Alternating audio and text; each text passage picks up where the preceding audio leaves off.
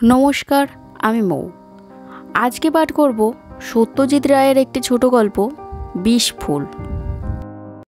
বাবু, ওদিকে যাবেন না। জগন্ময় বাবু চমকে উঠলেন। কাছাকাছির মধ্যে যে আর কোনো লোক আছে সেটা উনি টের পাননি, তার ফলেই এই চমকানি। এবার দেখলেন তার ডাইনে হাত দশেক দূরে দাঁড়িয়ে আছে একটি 13-14 বছরের ছেলে। তার পরনে একটি ডোরাকাটা নীল হাফ প্যান্ট আর গায়ে জড়ানো একটা সবুজ রঙের দোলাই। ছেলেটির রং কালো, মাথার চুল গ্রাম্য কায়দায় পরিপাটি করে আঁচড়ানো, চোখ দুটি শান্ত অথচ বুদ্ধিদীপ্ত চাহনি। গ্রাম্য হলেও নির্ঘাত স্কুলে পড়ে, অকাট মূর্খ হলে অমন চাহনি হয় না। কোন দিকে যাব না? জগন্ময়বাবু প্রশ্ন করলেন।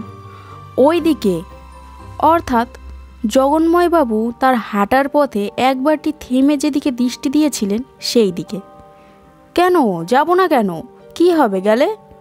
বিষ আছে। বিষ? কিসে? ওই গাছে। সত্যি বলতে কি, গাছটা দেখেই জগন্ময়বাবু থেমেছিলেন। ফুল গাছ, বুনো ফুল সম্ভবত। রাস্তা থেকে হাত বিশেক দূরে একটা ঢিপি, তার ওপরে ওই একটি মাত্র গাছ। কাছাকাছির মধ্যে যাকে গাছ বলে তার নেই। এই গাছটা কোমর অবধি উঁচু, কোনো ছোট ছোট পাতা, আর পাতার ফাঁকে ফাঁকে ভারী সুন্দর হলদে কমলা আর বেগুনি রঙের ফুল। জগন্ময়বাবুর অবাক লাগছিল এই কারণেই যে গত 3 দিন ঠিক এই রাস্তা দিয়েই হাঁটা সত্ত্বেও ওই ঢিবি আর ওই গাছ ওর চোখে পড়েনি। অবশ্যই হাঁটার সময় অর্ধেক দৃষ্টি পথে রেখেই চলতে হয়, বিশেষ করে সে পথ যদি কাঁচা আর অজানা হয়। কাজেই না দেখাটা আশ্চর্য নয়। ছেলেটি এখনও সেইভাবেই দাঁড়িয়ে তার দিকে দেখছে। কি নাম তোর? জগন্ময়বাবু জিজ্ঞাসা করলেন। ভগবান। ওরে বাবা, বাংলা শিখলি কোত্থেকে? স্কুলে। আমার পেছন পেছন আসছিলি কেন? আমার বাড়ি ওই তো। জগন্ময়বাবু দেখলেন যেদিকে ঢিবি সেদিকেই আরও সিকি মাইলটা দূরে বাঁশবনের লাগোয়া খড় ছাউনি দেওয়া কুটি। জগন্ময়বাবু আবার চাইলেন ছেলেটির দিকে। আরও 2-একটা প্রশ্ন করতে হয়। সে ফস করে যেচে তাকে এভাবে নিষেধ করবে কেন? গাছের নাম কি? জানি না। বিষ আছে জানলে কি করে? মরে যায় যে। কি মরে যায়? সাপ, ব্যাঙ, ইঁদুর, পাখি। কি করে মরে যায়? গাছে বসলে না ফুল খেলে? কাছে গেলে। কাছে মানে? কত কাছে? 4-5 হাত কাছে গেলেই মরে যায়। তুই তো খুব গোপ্পে দেখছি। নাকি গাঁজা ধরেছিস এই বয়সেই? তোর মাস্টারকে জিজ্ঞেস করিস স্কুলে? ফুল গাছে এরকম বিষ হয় না কখনো। ছেলেটি চুপ করে চেয়ে আছে জগন্ময়বাবুর দিকে। আমি এখানে নতুন লোক, চেঞ্জের জন্য এসেছি। আমার শরীর খারাপ, বুঝেছিস? ওরকম গুলটুল মারিস না। এ দেশে ওরকম ফুলের কথা কেউ শোনেনি, ওরকম হয় না কখনো। এদেশের না, সাহেব এনেছিল। ছেলেটা দেখছি নাছোড়বান্ধা, বিশ্বাস করাবার জন্য বদ্ধপরিকর। কোন সাহেব? আপনি যে বাড়িতে আছেন সেই বাড়িতে ছিল। কবে এসেছিল? যেবার খরা হলো তার আগের বার। নাম কি ছিল তার? নাম জানি না, লাল মুখ, কটা চুল।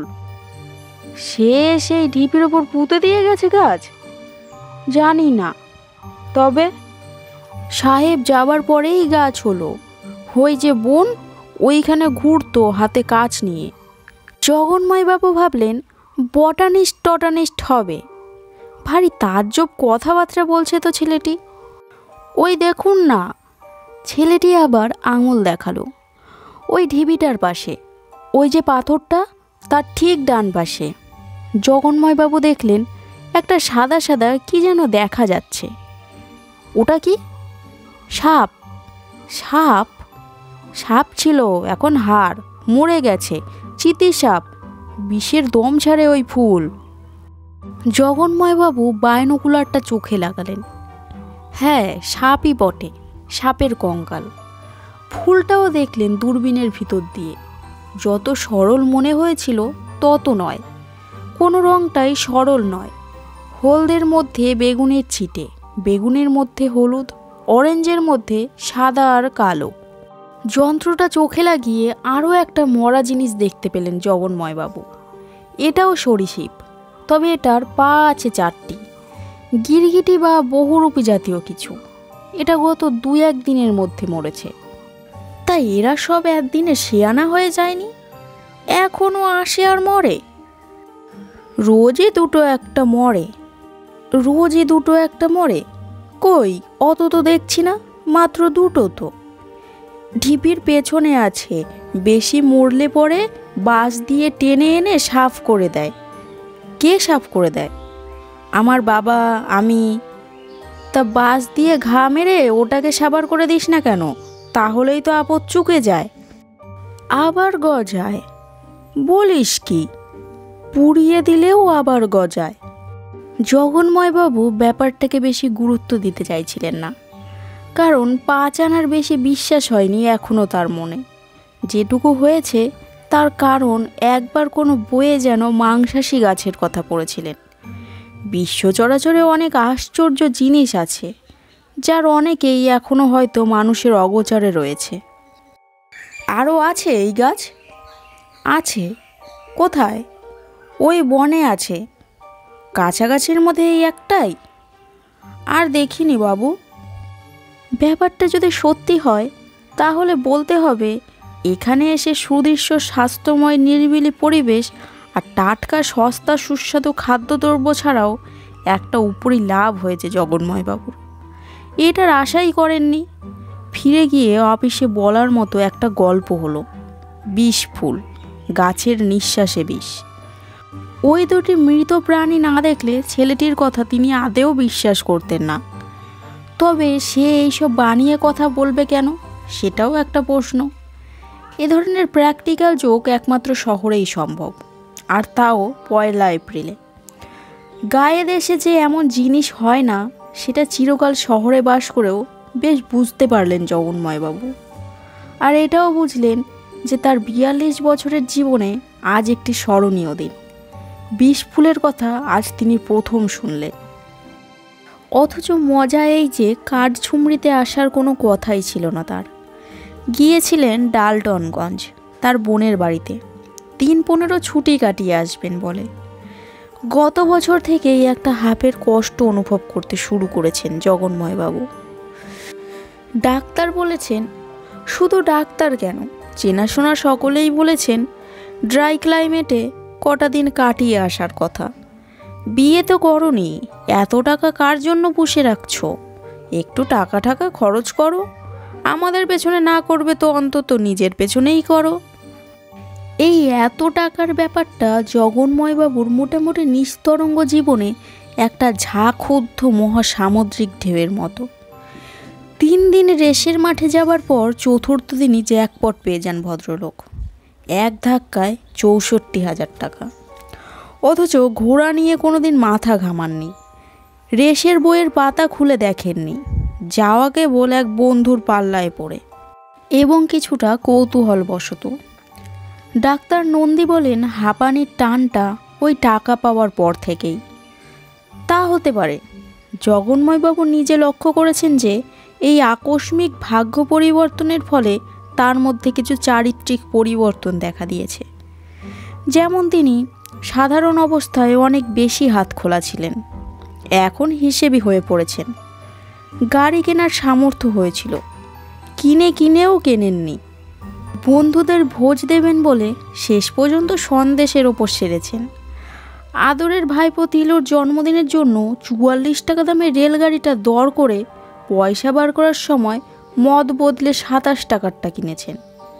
শুকনো ক্লাইমেট দিন 15 কাটিয়ে আসার পরিকল্পনাটা যখন মাথায় এলো, তখন বন্ধুরা অনেকেই অমুক জায়গায়, তমুক হোটেলে, অমুক রিস্ট লজের কথা বলেছিল। সেসবই জগন্ময়বাবুর সামর্থ্যের মধ্যেই ছিল, কিন্তু শেষ মুহূর্তে তিনি খরচ বাঁচিয়ে ডালটনগঞ্জে বোনের বাড়ি যাওয়ার কথা স্থির করেন। সেখানেই থাকতেন পুরো ছুটিটা, কিন্তু 2 ভাগ্নের একসঙ্গে চিকেন পক্স হয়ে যাওয়ায় ভগ্নিপতি নিজেই বললেন একবার কাঠঝুমরিতে মুর সাহেবের বাংলোটা খোঁজ করে দেখুন না, বিলেতি টাইপের বাংলো, খাওয়া দাওয়া সস্তা আর ভালো, চেঞ্জও হবে, বিশ্রামও হবে। অবশ্যই সাহেব আর নেই, মাস চারেক হলো মারা গেছেন, তবে গিন্নি আছেন, এখানেই থাকেন, ওরা ভাড়া দেন ওদের বাংলো, এটা আমি জানি। মিসেস মুর কোনো আপত্তি তোলেননি, তবু বলেছিলেন, এদিকটা তো আমার স্বামীই দেখতেন, ওর কয়েকজন বাঁধা খদ্দের ছিল, তবে তাদের তো কোনো চিঠি বা টেলিগ্রাম দেখছি না। তোমায় দিতে আপত্তি নেই, তবে 15 দিনের বেশি তোমাকে থাকতে দিতে পারবো না, আই এম ভেরি সরি। তার প্রয়োজনও হবে না। 3 দিন ডালটনগঞ্জে থেকে এই সবে 3 দিন হলো গত শুক্রবার জগন্ময়বাবু মুর সাহেবের বাংলোতে এসে উঠেছেন, আর এসেই বুঝেছেন যে তার মতো মানুষের পক্ষে ছুটি কাটানোর এর চেয়ে ভালো জায়গা হয় না। প্রথমত, এখানে এসে অবধি একদিনও নিঃশ্বাসের কষ্ট হয়নি। দ্বিতীয়ত, কলকাতার মানুষ জগন্ময় বাড়ি কল্পনাই করতে পারেননি যে tram, bus, lorry, taxi, radio, telephone, television, cinema, মানুষের কোলাহল ইত্যাদি বাদ হয়ে গেলে যে কী আশ্চর্য টনিকের কাজ হয়। এখন বুঝতে পারছেন যে কলকাতার মানুষ সবসময় কোন ঠাসা। সত্যি করে হাত পা ছড়ানো যে কাকে বলে সেটা তিনি বুঝেছেন কাঠঝুমরিতে এসে। মুর সাহেবের বাংলোর প্রথম দর্শনেই জগন্ময়বাবুর মনটা ভালো হয়ে গিয়েছিল। দূরে পেছনে পাহাড়ের লাইন, তারপর এগিয়ে এলে প্রথমে বন, বনের পর অসমতল প্রান্তর, এখানে ওখানে ছোট বড় ঢিলা, আর আরও এগিয়ে এলে লম্বা লম্বা গাছ পেছনে নিয়ে দাঁড়িয়ে আছে চিমনি আর টালের ছাদওয়ালা বিলিতি পোস্টকার্ডের ছবির মতো মুর সাহেবের বাংলো। সেই বাংলোর বারান্দা পেরিয়ে ভেতরে ঢুকে ঘরগুলো ছিমছাম চেহারা, আসবাবের পরিপাট্য, জানালা ও দরজার পর্দার নকশা ইত্যাদি দেখে জগন্ময়বাবুর বিশ্বাস হলো যে রেসের মাঠে জ্যাকপট পাওয়ার চেয়ে ছুটি ভোগের জন্য এমন বাংলো পাওয়া কিছু কম ভাগ্যের কথা না। এখানে এসেই জগন্ময়বাবু তার দিনের রুটিন ঠিক করে নিয়েছিলেন। সকালে ঘুম থেকে উঠে চা খেয়ে হাঁটতে বেরোন, ফিরে এসে ব্রেকফাস্ট, তারপর বাংলোর বারান্দায় বা সামনের কম্পাউন্ডে বসে ম্যাগাজিন পাঠ। খান পোজে শেখ রিডার্স ডাইজেস্ট নিয়ে এসেছেন তিনি বোনের বাড়ি থেকে। তারপর স্নান খাওয়া সেরে দিবানিদ্রা, বিকেলে চায়ের পর আবার পদব্রেজে ভ্রমণ, রাত্রে 8:30টার মধ্যে খাওয়া শেষ করে ঘুম। আজ সকালে বেরিয়ে ফিরে এসেই চৌকিদার বনোয়ারিকে জিজ্ঞাসা করলেন 20 ফুলের কথা। অবশ্য প্রথমেই ফুলের কথাটা না জিজ্ঞাসা করে সেদিকে অগ্রসর হবার আগেই একটা রাস্তা তৈরি করে নিলেন। ভগবান বলে কোনো ছেলেকে চেনো? হ্যাঁ বাবু, ভিখুয়া কা লড়কা। ভিখুয়াকে? চৌকিদার বলল, ভিখুয়া কাঠের মজুরি করে। চৌধুরী বাবুদের বাড়িতে কাঠের গোলা আছে এই কাঠকুমরিতেই, সেখানেই কাজ করে। ভগবানদের বাড়ির দিকের রাস্তার ধারে একরকম ফুল গাছ আছে, সে গাছ নাকি বাতাসে বিষ ছড়ায়, জানো? হ্যাঁ বাবু, কথাটা সত্যি? মর যাতা হে, সাপ, চুহা, বিচ্ছু, উচ্ছু। বনোয়ারি রুটি আর ডিমের অমলেট রেখে টি পট আনতে গেল। এখানে এক সাহেব এসেছিল বছর 3 আগে। বনোয়ারি ফিরে এলে পর জিজ্ঞাসা করলেন জগন্ময়বাবু। বনোয়ারি বলল, সাহেব এসে থেকেছে এখানে। এককালে মুর সাহেব গিন্নিকে নিয়েই নিজেই আসতেন প্রতি শীতকালে। 3 বছর আগে কোনো সাহেব এসেছিল কি না তা বনোয়ারির মনে নেই। জগন্ময়বাবু ঠিক করলেন বিকেলে একবার বাজারের দিকে যাবেন। বাজার পান্নাহাটে, এখান থেকে মাইল 2 রেল স্টেশনও সেখানেই। এখানে আসতে হলে স্টেশন থেকে সাইকেল রিক্সা নিতে হয়। পান্নাহাট থেকে ট্রেন ধরে সোজা ডালটনগঞ্জ যাওয়া যায়। প্রথম দিন এসেই জগন্ময়বাবু একবার বাজারের দিকে গিয়েছিলেন। দুজন বাঙালির সঙ্গেও আলাপ হয়েছে, পোস্টমাস্টার নূরবিহারী মজুমদার আর পবিত্রবাবু বলে একজন ভদ্রলোক, যিনি রয়্যাল হোটেলে উঠেছেন। মিঠে পানের খোঁজ করতে গিয়ে ভদ্রলোকের সঙ্গে আলাপ।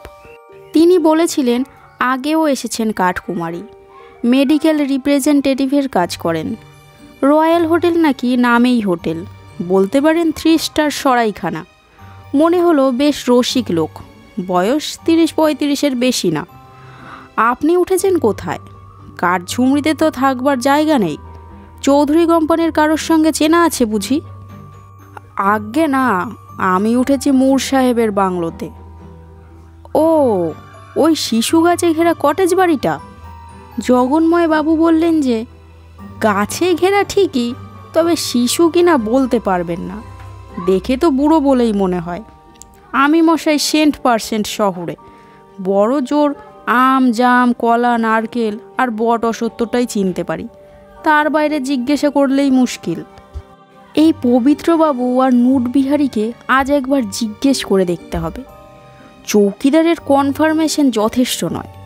আসলে জগন্ময়বাবু কলকাতায় গিয়ে এই বিষ ফুলের বিষয়ে কিছু লিখতে চান, এখনো পর্যন্ত কেউ লেখেনি। নুটবিহারীবাবুকে জিজ্ঞাসা করে বিশেষ ফল হলো না। বললেন, আমি মশাই সবে লাস্ট ইয়ারে বদলি হয়ে এসেছি এখানে, স্থানীয় সংবাদ বিশেষ আমার কাছে পাবেন না। আপনি বরং আর কাউকে জিজ্ঞাসা করুন। পোস্ট অফিস থেকে জগন্ময়বাবু গেলেন বাজারের দিকে, পান কেনা আছে। আর যদি একটা এক্সারসাইজ বুক পাওয়া যায় তো কাজের কাজ হবে, লেখার জন্য তৈরি হতে হবে তো। কলম আছে সঙ্গে, খাতা আনেননি। পবিত্রবাবুর সঙ্গে দেখা হয়ে গেল একটা চায়ের দোকানের সামনে। বেঞ্চিতে বসে বাংলা খবরের কাগজ পড়ছেন। বললেন, আসুন চা খান। ওহে ভরদ্বাজ, 2 কাপ, 1-এর জায়গায় 2। জগন্ময়বাবু সোজা আসল প্রশ্নে চলে গেলেন। আপনি বিষ ফুলের নাম শুনেছেন? পবিত্রবাবু কাগজটা ভাঁজ করে জগন্ময়বাবুর দিকে চোখ তুললেন। হলদে কমলা বেগুনি, তালাহার যাবার পথে ডান দিকে রয়েছে তো একটা ঢিবির ওপরে। আপনি তো সব জানেন দেখছি, জগন্ময়বাবু বললেন। বললুম তো 4 বার ঘুরে গেছি এখানে, বছর 2 থেকে দেখছি ওঠা। প্রথম যেদিন দেখি সেদিন ঢিবির পাশে একটা আস্ত শুয়োরছানা মরে পড়েছিল। বলেন কি? তা এই নিয়ে আপনি কাউকে কিছু বলেননি? আপনি তো কলকাতার লোক, কাগজে টাগজে। পবিত্রবাবু উড়িয়ে দিলেন কথাটা। বলবার কি আছে মশাই, প্রকৃতির খামখেয়াল কত রকম হয়, সব নিয়ে কি আর কাগজে লেখা যায়? আরও কত রকম বিষ ফুল, বিষ ফল, বিষ পোকা, বিষ পাখি রয়েছে পৃথিবীতে, কে জানে। আরে মশাই, কলকাতাতে বাস, সেখানের হাওয়াটাই তো বিষাক্ত। প্রতি নিঃশ্বাসে 5 সেকেন্ড করে আয়ু কমে যাচ্ছে। এই তো সেদিন দেখলাম কোথায় জানি লিখেছে, সেখানে ফুলের বিষ নিয়ে কে মাথা ঘামাতে যাচ্ছে মশাই। কিন্তু এখানকার লোক, এদের পক্ষে তো এটা ডেঞ্জার মশাই। কাছে না ঘেঁষলেই হলো, 5-7 হাত দূরে থাকলেই তো সেফ, সে কথা এখানে সবাই জানে। জগন্ময়বাবু চা খেয়েই উঠে পড়লেন। অক্টোবরের মাঝামাঝি, সূর্য ডুবলেই ঝিন করে ঠান্ডা পড়ে। সর্দিকর্মীর রিস্কটা না নেওয়াই ভালো। চায়ের দোকানের পাশেই একটা মনোহারি দোকান থেকে খাতা কিনে ভদ্রলোক যখন বাড়ি ফিরলেন তখন 6:15। মনে বেশ একটা উত্তেজনা অনুভব করলেন তিনি। পাকা কনফার্মেশন পাওয়া গেছে, এবার উনি স্বাচ্ছন্দ্যে লিখতে পারেন। লেখাটা কোনো উদ্ভিদ বিজ্ঞানীর দৃষ্টি আকর্ষণ করলে একটা বড় কাজ হবে। কাঠকুমারের নামটাও লোকের জানা উচিত। ট্যুরিস্ট ডিপার্টমেন্ট জানে কি নামটা? মনে তো হয় না। লেখার অভ্যেস নেই, তাই খাতা খুলে হাতের কলমটার ওপর থুতনিটা ভর করে আধ ঘন্টা বসে থেকেও কোনো ফল হলো না। এত চট করে হবে না, হাতে আরও 10 দিন সময় আছে। ধীরে সুস্থে ভেবে চিনতে লিখতে হবে। বিষ ফুল নামটা 2 বার আপর মনে উচ্চারণ করলেন জগন্ময়বাবু। বিষ ফুল, এই নামের লেখা লোকে না পড়ে পারবে না। আজ আর বাইনোকুলারের দরকার পড়ল না। সকাল 7টার সময় ঢিপিটার কাছে পৌঁছে রাস্তা থেকে খালি চোখেই জগন্ময়বাবু যে মৃত প্রাণীটি দেখতে পেলেন সেটা হলো একটা খরগোশ। মরা সাপের কঙ্কাল আর মরা গিরগিটিও এখনও রয়েছে। মৃতের সংখ্যা আরও বাড়লে হয়তো জায়গাটা পরিষ্কার করবে এসে ভগবান বা ভগবানের বাবা। জগন্ময়বাবু হিসেব করতে চেষ্টা করলেন, গাছটা কত দূরে হবে রাস্তা থেকে? 20 হাত, নাকি 25 হাত। তার একটা অদম্য ইচ্ছে একটু এগিয়ে গিয়ে গাছটাকে আরেকটু ভালো করে দেখার। 5 হাতের বেশি কাছে না গেলেই তো হলো। কিন্তু ওই ছোকরার অনুমান যদি ভুল হয়, যদি 7 হাত বা 8 হাত দূর পর্যন্ত ফুলের প্রভাব পৌঁছায়। জগন্ময়বাবু ঘাসের ওপর দিয়ে 3 পায়ে গিয়ে আবার পিছিয়ে এলেন। সাপ, খরগোশ, গিরগিটি, শুয়োর, পোকামাকড়ের কথা ছেলেটি বলেনি। ফড়িং, পিঁপড়ে, মশামাছি এসবও কি এই গাছের বিষে মরে, না ছোট জিনিস রেহাই পায়? আর বড় জিনিস? তার লেখার জন্য এগুলো জানা দরকার। আজ ছেলেটিকে দেখছেন না, একবার তার বাড়ি যাবেন নাকি? একটা ইন্টারভিউ করবেন তাকে, যেমন অনেককে খবরের কাগজে করে। প্রশ্নটা মাথায় আসতেই মনে হলো তারা নেই, সব হবে, ধীরে সুস্থে হবে। হাতে আরও 7 দিন সময় আছে। এখানের জলটা খুব ভালো, তাই খিদে হয় প্রচুর। ব্রেকফাস্টের কথা চিন্তা করতে করতে জগন্ময়বাবু বাড়ি ফিরলেন। বাঁশের বেড়া দিয়ে ঘেরা বিশাল কম্পাউন্ড, 2টো কাঠের গেট, একটা পশ্চিমে আর একটা উত্তরে। উত্তরের গেটে, যেটা দিয়ে জগন্ময়বাবু এখন ঢুকলেন, এখনও একটা কাঠের ফলকে মূর সাহেবের নাম লেখা রয়েছে। গেট থেকে সোজা রাস্তা কটেজের সামনের বারান্দায় শেষ হয়েছে। বড় বড় গাছগুলো, যেগুলোকে পবিত্রবাবু শিশু বললেন, সেগুলো কটেজের পেছন দিকে। এদিকে দক্ষিণে 2টো বড় গাছ রয়েছে, সেগুলো শিশু নয় নিশ্চয়ই, কিন্তু সেগুলোর নামও জগন্ময়বাবু জানেন না। এর মধ্যে যেটা দূরের গাছ, সেটার ডালপালাগুলো প্রায় সাদা আর বেশ ছড়ানো। গুঁড়িটা কালো হলে হয়তো আরও সহজে চোখে পড়তো, কিন্তু সাদা হওয়া সত্ত্বেও খুব বেশি দূরে নয় বলে গুঁড়ির পাশের চেনা গাছটা জগন্ময়বাবুর দৃষ্টি এড়ালো না। সেই একই গাছ, একই বিচিত্র ফুল, 20 ফুল। জগন্ময়বাবুর পেটের থেকে খিদেটা ম্যাজিকের মতো উবে গেল। এ গাছ কাল ওখানে ছিল না। জগন্ময়বাবু ওই সাদা গুঁড়িটা থেকে হাত 10 দূরে বনোয়ারিকে দিয়ে ডেক চেয়ারটা আনিয়ে তাতে বসে রোদ পোহাচ্ছিলেন। তখন তার কোনো কাজ ছিল না, কেবল শরৎকালের মিঠে রোদটা উপভোগ করা। তার চোখ তখন চতুর্দিকে ঘুরছে, এমনকি সাদা গুঁড়িটার দিকেও। এটা মনে আছে, কারণ জগন্ময়বাবুর তখন মনে হয়েছিল গুঁড়িটার রঙের সঙ্গে ইউক্যালিপটাসের গায়ের রঙের মিল আছে। ওই আর একটা গাছ ওঠছে না, ইউক্যালিপ। ওটা কি? একটা পাখি, খয়েরি রং, মাথা থেকে লেজের ডগা অবধি, শালিকের চেয়ে ছোট। পাখিটা মাটিতে খুঁটে খুঁটে কি জানি খাচ্ছে, আর মাঝে মাঝে খাওয়া থামিয়ে মাথা তুলে চিরিক চিরিক ডাকছে। ওই ফুল গাছটার হাত 10 মধ্যে। এবার 2টো ছোট্ট লাফ মেরে পাখিটা ফুল গাছটার দিকে আরও এগিয়ে গেল। জগন্ময়বাবু আর অপেক্ষা না করে সজোরে 2টো তালি মারলেন। পাখিটা তীক্ষ্ণ শীষ দিতে দিতে উড়ে পালিয়ে গেল। জগন্ময়বাবু হাঁপ ছাড়লেন, কিন্তু গাছটা তো রয়ে গেল। ওটার একটা ব্যবস্থা করা যায় না? সামনে রাস্তায় অনেক ঢেলা পড়ে আছে। একটা ঢেলা হাতে তুলে নিয়ে জগন্ময়বাবু গাছটাকে তাক করে নিক্ষেপ করলেন। গাছটা থরথরিয়ে কেঁপে উঠল। লেগেছে, কিন্তু কোনো ফল হবে কি একটা ঢিলে? জগন্ময়বাবু অনুভব করলেন যে তার মাথায় খুন চেপেছে। পরপর 30টা ঢেলা মারলেন গাছটার দিকে। কোনোদিনও ক্রিকেট খেলেননি, তাই বোধ হয় অর্ধেক ঢেলা পাশ দিয়ে বেরিয়ে গেল, কিন্তু বাকিগুলো লাগলো। গাছটা নুয়ে পড়েছে। ওয়া ফির খাড়া হো জায়গা বাবু। ভগবান! গেটের বাইরে বই হাতে দাঁড়িয়ে দেখছে, মুখে মৃদু হাসি। হোক গে খাড়া, বললেন জগন্ময়বাবু। কিছুক্ষণের জন্য নিশ্চিন্ত। ভগবান চলে গেল। ঘটনাটা যে চৌকিদার আর মালিও দেখছে, সেটা বাংলোর দিকে মুখ ঘুরিয়ে বুঝলেন জগন্ময়বাবু। বোঝাই যাচ্ছে দুটোই অকর্মার ঢেকি। তাকে একটু হেল্প করতে পারল না এগিয়ে এসে? ব্রেকফাস্ট খেতে খেতে মনে হলো যে চৌকিদার আর মালির এই যে নিষ্প্রিয় ভাব, তার জন্য হয়তো উনি নিজেই কিছুটা দায়ী। এখানে এসেই বোধ হয় ওদের দুজনের হাতে কিছু আগাম বকশিস গুজে দেওয়া উচিত ছিল। মালি তো স্টেশনে গিয়েছিল ওকে আনতে।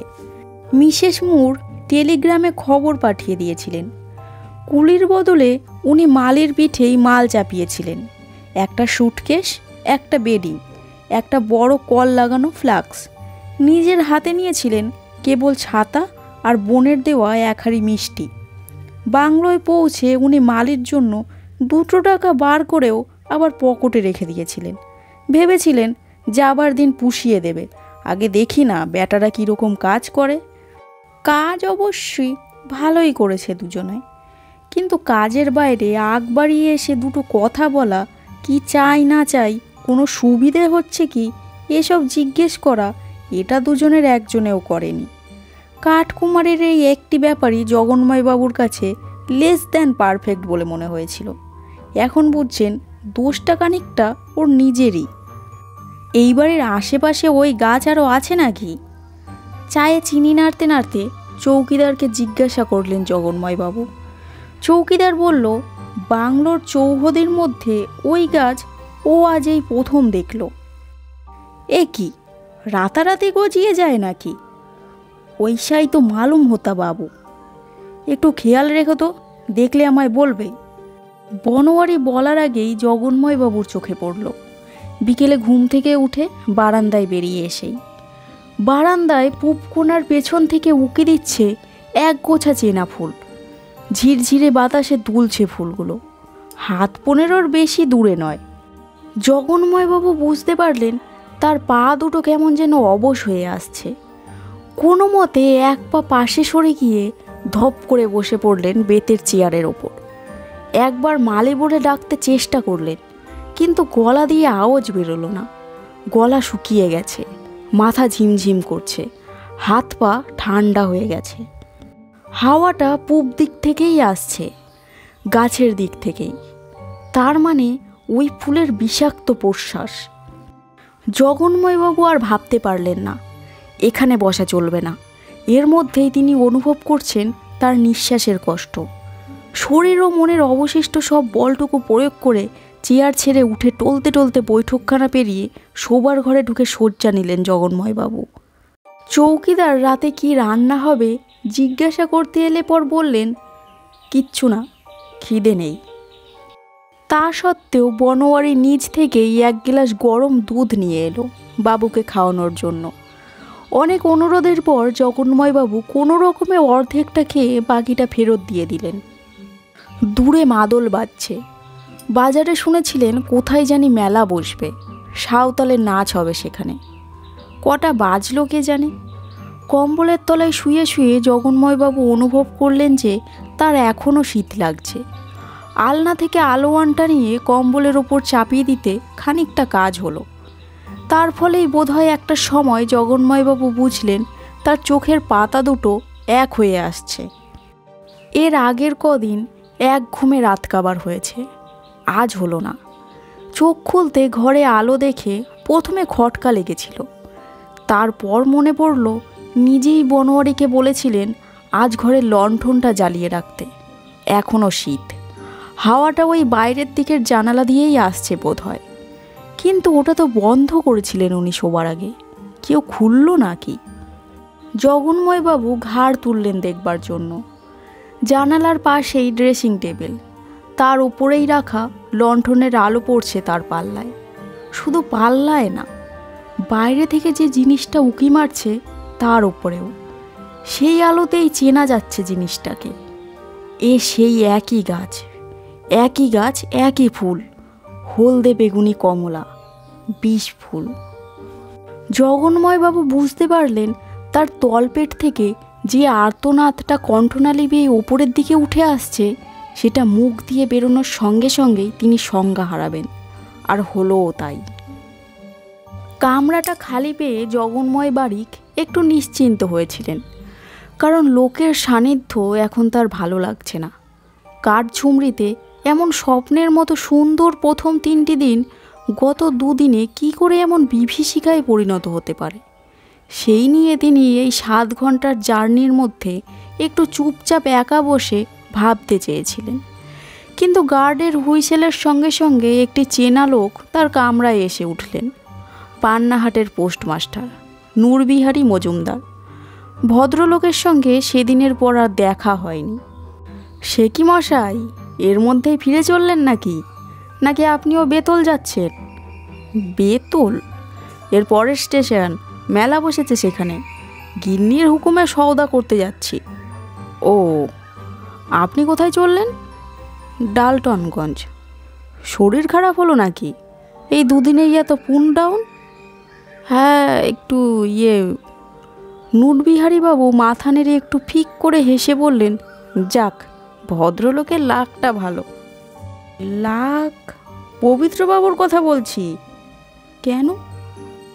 আরে উনি তো আজ 10 বছর হলো বছরে 2বার করে মুর সাহেবের বাংলোতে এসে থাকেন। ওটা একরকম ওর মনোপলি। অক্টোবর আর মার্চ লিখতে আসেন। বড় রাইটার তো। পবিত্র ভট্টাচার্য, নাম শোনেননি? লেখেন আর ভগবান বলে একটা কাঠুরের ছেলেকে বাংলা শেখান। শখের মাস্টারি। একটু আদর্শবাদী প্যাটার্নের লোক আর কি। আপনি গেছেন শুনে নেচে উঠবেন। ভারী আক্ষেপ করছিলেন, নিজের ডেরা ছেড়ে হোটেলে থাকতে হচ্ছে বলে। বললেন বুড়ো মুর বেঁচে থাকলে এ গোলমাল হতো না, বুড়িই গণ্ডগোলটা করেছে। বেতল স্টেশনে নুটবিহারী নেমে যাবার পর গাড়িটা ছাড়বার ঠিক মুখে জগন্ময়বাবু দেখলেন প্ল্যাটফর্মের ধারে লোহার রেলিংয়ের পেছনে ফুলের ঝাড়টা। একটা আত্রা নয়, 1 মাঠ জুড়ে কমপক্ষে 100টা। আর তারই মধ্যে নিশ্চিন্ত মনে খেলা করছে 3টি ছাগলছানা।